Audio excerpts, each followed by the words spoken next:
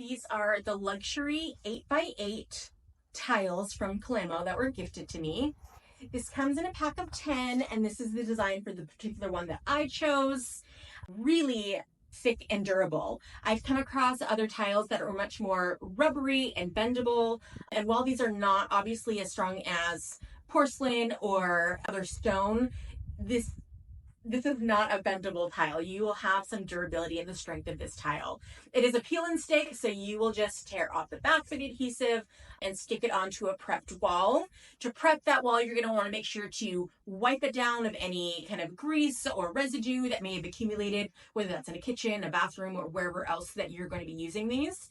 So these have the best chance of adhering and staying adhered for as long as possible. So these are great for backsplashes, whether that's in the bathroom, in the kitchen, or even if you just want a little accent wall. Also great if you're just looking for a project where you want to have some more durable covering that perhaps some peel and stick wallpaper or lining wouldn't quite do the job. You need a little bit more durability. If you do need to cut them down to size to fit in a specific space, just score it a few times, and then we just use little clamps to pull off the tiny pieces just to make sure that it fit. You can do this in any shape and size.